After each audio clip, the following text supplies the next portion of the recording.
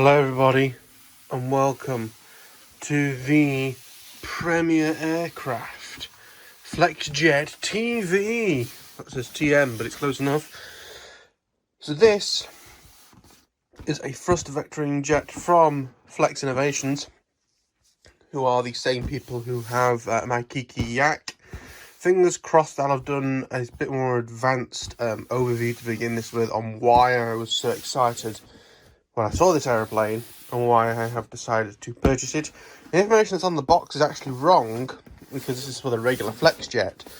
This is a FlexJet TV, so it's quite different. With a flight controller in it, which I'm always a bit meh on flight controllers, but never mind. I apologise for the slight shimmering on the picture.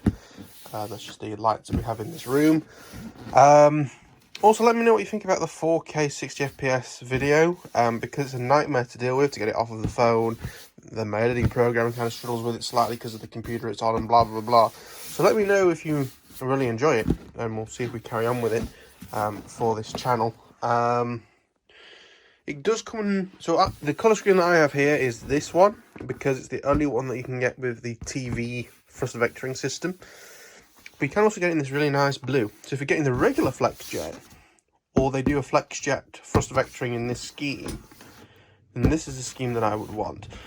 Now, I'm not going to do a traditional unboxing video and then like build video. I'm just going to record things as I do them and go from there. This was a Christmas present from my parents, thank you very much. It was actually bought before Brexit was meant to happen at the end of October, was it? I can't bleeding remember at this point. Because it's actually bought from Europe, because there's a place in Europe, I'll try and remember the name of it, that seems to be like the best European, well, other than America, place to buy these, because this company is based in America.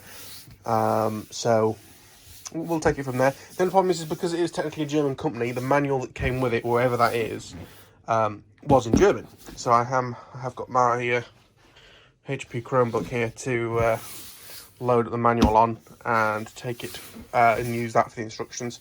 I will give you a brief overview of what's in the box, but it's not going to be a traditional unboxing, and then we'll get on with the build, which interestingly is actually taking quite a lot of it apart. Yeah, we'll get to that point in a moment. Let me lift the lid on this bad boy. Okay, so this is what we've got in the box. We have the tail, we have the two wings, we have our sort of pods that go on the end of the wings, we have carbon tubes and stuff for the thrust vector by the looks of it. Carbon tubes, airplane 32, is that for the speed controller? Yes it is. We have regular oleo legs instead of the retracts, and what's this at the bottom of here? Little box of screws and shit. Okay, so that is that. I suppose this is going to turn into a bit of an unboxing. In here we have it's an all-moving tail, so there's one tail, and the other one is in there. Now the plane does come in a plastic bag, which I believe is that, but it's taken out because I've had a look at it already. So we'll get this out of the box because it is the fuselage we need to start with, and we'll take it from there.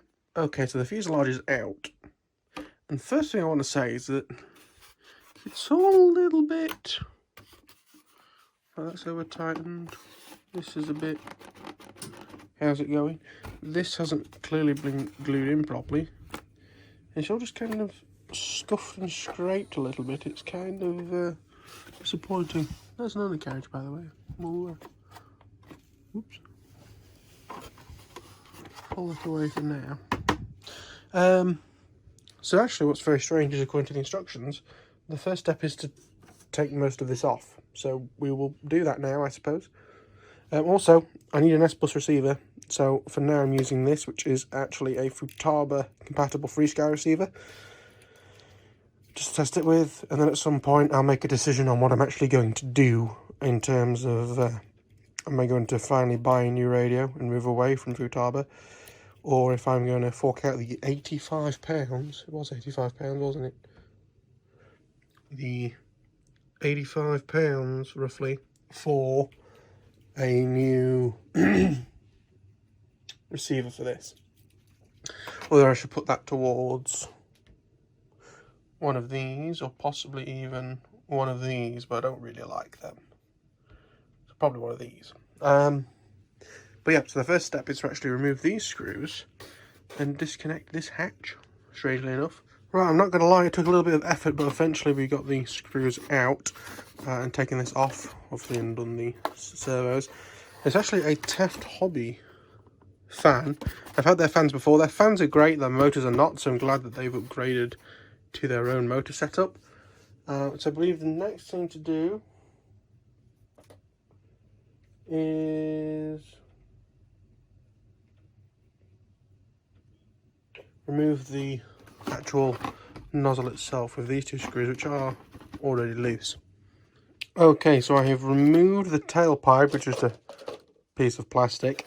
Undo the screws to take this off, and then of course slid that piece of plastic out. And the reason we're doing this is so that we can actually fit. Am I going to be able to, maybe if I show it this way. So here are the actual servo horns, which is literally what they are, servo horns, that will connect onto where our all-moving tailplane comes through. To get them connected, so that's what it looks like up the back of it. So there's the two Elevon servos sat there. All Potenza stuff. I don't know if I can get the camera in there to actually see it, but it is all Potenza branded gear. There we are. DS15s. So we will now put all of these bits safe and continue on with the build. Okay, so we've made sure that they are screwed in as per the instructions. One was tight, one of them needed like another 1/8 of a turn. The next thing is power up the radio system, but it hasn't told us to connect this yet, so I'm going to do that now.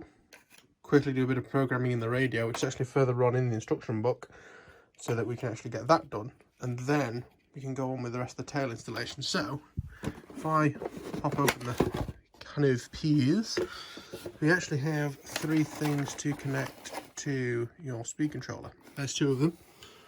Where's the third? It isn't actually plugged in yet.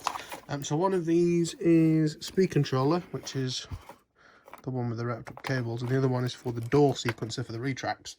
And then you just have another cable which needs to plug into B there, which will then feed, and then that all goes out to your servos. So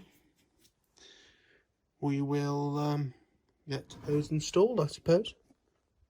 Okay, so to be fair to the instruction manual, it does mention it up near the top. So this is basically what we have got to do. So one aileron, one lever, one rudder, no flaps, which is what I have here. Whoops. This is why I hate this radio.